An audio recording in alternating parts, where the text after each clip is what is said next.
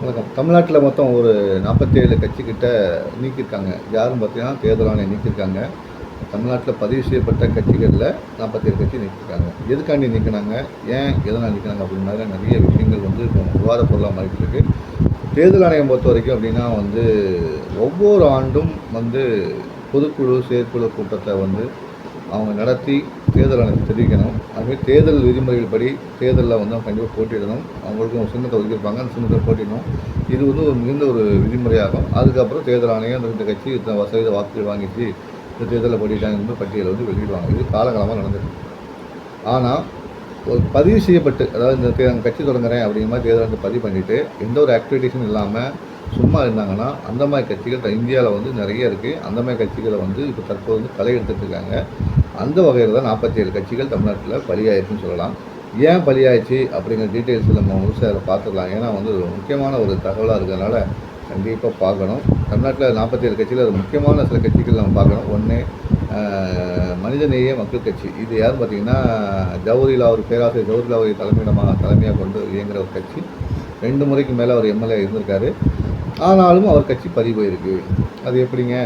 2 முறை எம்எல்ஏ இருந்தவருடைய கட்சி எப்படி பறி போகும்? அதுமாரி மனிதநேய ஜனநாயக கட்சியுடைய தலைவராக இருக்கக்கூடிய தமீம் அன்சாரியுடைய கட்சியும் இந்த விஷயத்தில் தேர்தல் ஆணையத்தால் தடை செய்யப்பட்டிருக்கு, பதிவு ரத்து செய்யப்பட்டிருக்கு. இந்த கட்சி ஏன்? அவரும் 2 முறை வந்து வெற்றி பெற்றிருக்காரு. 2 முறை. அதுவே இன்னொரு கட்சியும் வந்து தனியரசு தலைமையிலான ஒரு கட்சியும் வந்து கொங்கு நாடு ஈஸ்வரன் கட்சி, தனியரசு கட்சியெல்லாம் வந்து பதிவை இழந்திருக்கு. பெருந்தலைவர் மக்கள் கட்சி தனபாலவர்களுடைய கட்சியும் வந்து பதிவை இழந்திருக்கு. ஏன் உங்களுக்கு குறிப்பிட்ட உள்ள தலைவருடைய பேர் உள்ள கட்சிகள்லாம் ஏன் இழந்திருக்கு? இப்போ அவங்க புள்ளியார் நியமித்தன 2 முறை எம்எல்ஏ இருந்திருக்காங்க, மக்கள் செல்வாக்கு பெற்றிருக்காங்க. ஏன் தேர்தலையும் போட்டிட்டுருக்காங்க? பிறகு எப்படி அப்படின்னா, தேர்தல் போட்டிட்டுருக்கலாம், ஆனால் அவர்கள் வந்து சொந்த சின்னத்தில் களம் காணவில்லை என்பதுதான் தேர்தல் ஆணையத்தின் குற்றச்சாட்டாக இருக்குது. பொதுவாக வந்து எல்லா கட்சியுமே வந்து சொந்த கட்சியில் சொந்த உடைய ஒரு சின்னத்தில் நின்று ஜெயிச்சா மட்டும் தேர்தல் ஆணையம் வந்து அது பதிவாக ஏற்றுக்கிடும்.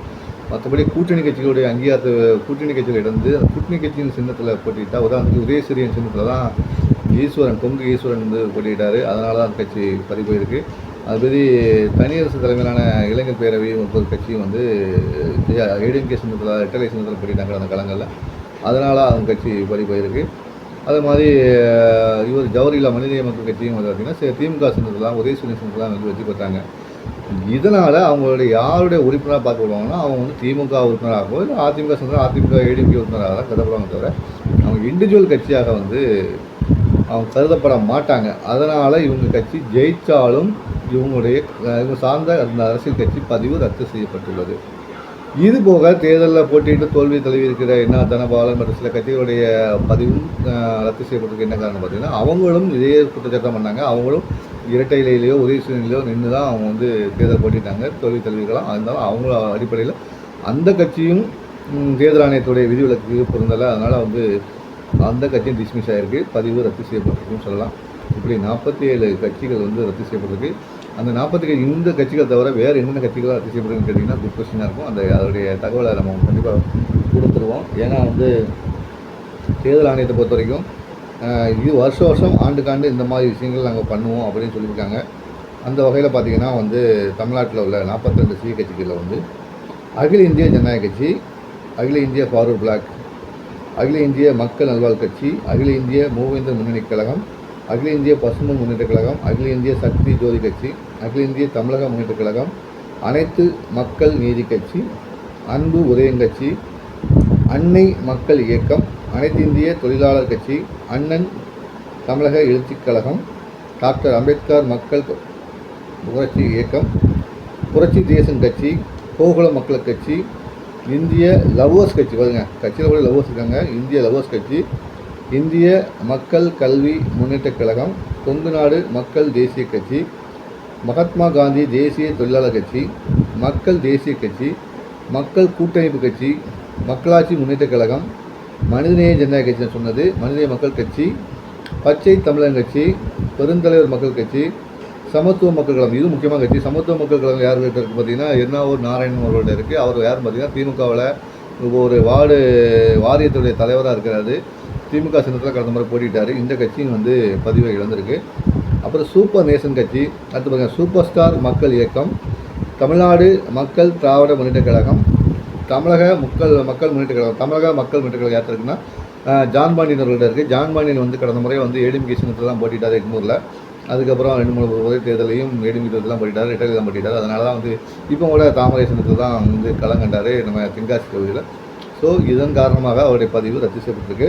அதுக்கப்புறம் பார்த்திங்கன்னா வந்து தமிழர் தேசிய முன்னணி, தமிழ்நாடு தெலுங்கு மக்கள் கட்சி, தமிழ்நாடு மக்கள் உரிமைக் கழகம், தமிழ்நாடு முன்னேற்றக் கழகம், தொழிலாளர் கட்சி, திரிணாமுல் காங்கிரஸ் தமிழ்நாடு, உரிமை மீட்புக் கழகம், வலிமை வளர்ச்சி இந்திய கட்சி, விடுதலை மக்கள் முன்னேற்றக் கழகம், விஜய் பாரத மக்கள் கட்சி, இப்படி 42 கட்சிகள், ரெட்டப்பட்ட கட்சிகளை வந்து தேர்தல் ஆணையம் வந்து முடக்கியிருக்காங்க. இனி அவங்க என்ன செய்யலாம் அப்படின்னு கேட்டிங்கன்னா, இனி ஒன்றும் பண்ண முடியாது.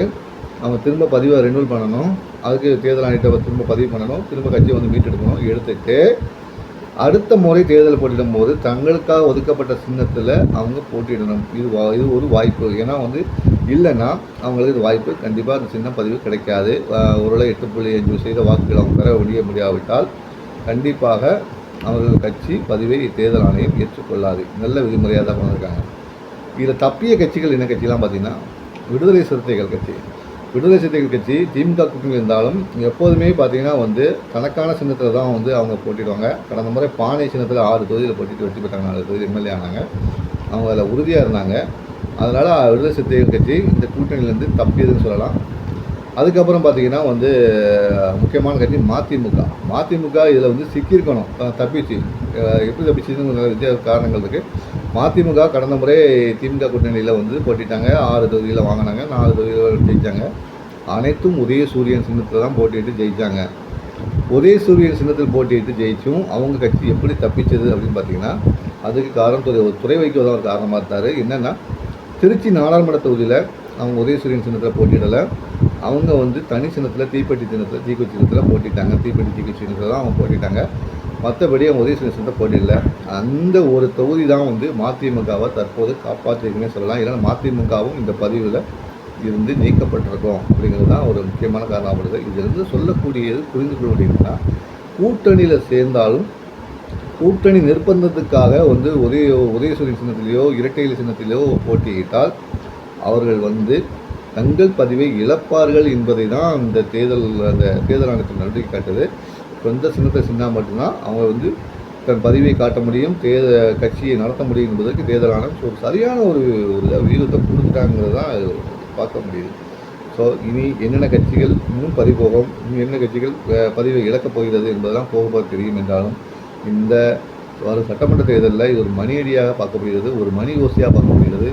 ஏன்னா திமுக கூட்டணியும் சரி, அதிமுக கூட்டணியிலும் சரி இடம்பெற்றுள்ள கட்சிகள் கண்டிப்பாக இந்த முறை நாங்கள் கண்டிப்பாக தனி சின்னத்தில் தான் போட்டியிடுவோம், எங்களுக்கு வேறு சின்னம் வேண்டாம், உதயசூரியத்தில் போட்டியிட மாட்டோம், இரட்டை இலையில் போட்டியிட மாட்டோம், எங்கள் நிர்பந்தப்படுத்தாதீர்கள், ஒரு இடம் கொடுத்தாலும் அது எங்களுக்குரிய சின்னத்தில் போட்டியிடும் என்று தான் சொல்வார்கள். தவிர அந்த கூட்டணி கட்சி தலைமை தாங்க கட்சிகள் சின்னத்தை கட்சியை போட்டிட மாட்டாங்க தான் ஒரு உறுதியாக இருக்குன்னு சொல்லலாம். பார்ப்போம், எப்படி இருக்குன்னு பார்ப்போம். இதை பற்றி நீங்கள் நினைக்கிறீங்க? தேர்தல் ஆணையத்தின் அதிரடி நடவடிக்கை வந்து சரிதானா? கமெண்ட் பாக்ஸில் பதிவு பண்ணுங்கள். தொடர்ந்து அரசியல் பேசுவோம். நான் உங்கள் எனக்காரன்.